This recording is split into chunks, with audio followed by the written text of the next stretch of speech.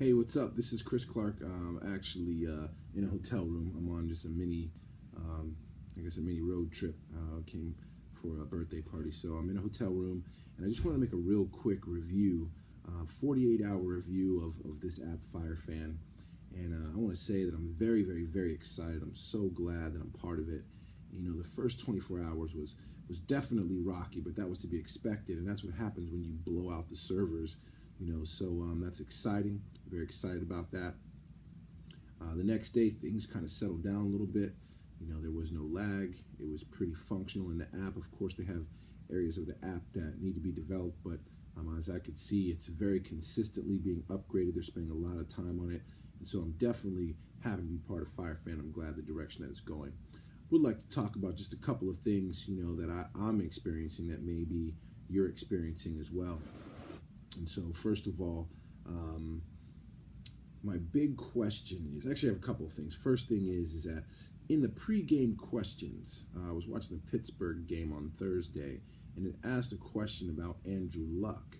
And Andrew Luck had already been, taken off of the starting lineup. He wasn't going to play. So I'm just wondering, the information feed that this game has, how accurate is it in terms of rendering, updates? And so that's one thing that, and I mean, obviously I got that question right because, I knew that Andrew Luck wasn't going to play. And so just a quick question about that. I'm sure that that's been addressed. I'm sure that, you guys will be looking at that, or Firefan will be looking at that. But the next thing is that we constantly compare ourselves to Pokemon Go. And Pokemon Go had all these downloads and made all this money in the first month. And, we have to look, deep into what's really going on. And it was, how do they drive the social aspect of the game to want people to pay to have a better experience? And so that's the name of this game, is that we have to create something that's addicting enough or exciting enough that people will want to pay money to have an enhanced experience. And so that's where my mind frame is going with this game, is that it's like, okay, we have these games that we can pick, we can choose, different outcomes of the game, but is that enough to make me want to come back and pay money? And so I'm just kind of wondering, where's the incentive? Right now, I know that we can accumulate points or tokens or whatever to redeem things.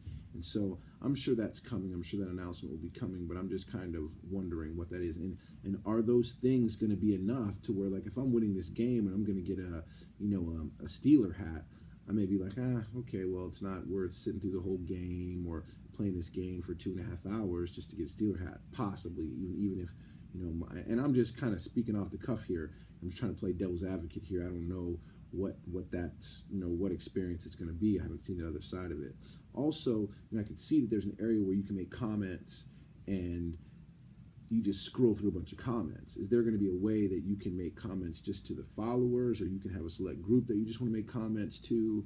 I'm looking forward to the enable feature where you can grab the context out of your phone or your Facebook contacts, to be able to reach out to them. And so I'm really got my binoculars on, looking at how they're going to really promote this social aspect of things. Because in the Pokemon Go, it's like you could play and you got bigger prizes, you got bigger points if you caught, bigger or more difficult animals or Pokemons. And so that, that really attracted the kids, the younger generation of folks, to say, oh, I want to go to that level, and I want to do this, and I want to experience that. And so mom or dad, or I'm going to pay the $2 or the $5 or the $20. That's ultimately where we're trying to get with this game, is you want people to say, oh, I need to get to that part of the game. I'll pay $5. I'll pay $10 or a monthly subscription, So that's just kind of what I'm looking at. That's kind of my experience with the game. Aside from the functionality of the app, I love it. It's very user-friendly. You got different menus you can click on and just play around with it. So if you have any comments yourself, or anything that you liked about the game or disliked about the game, feel free to comment below. Talk to you soon.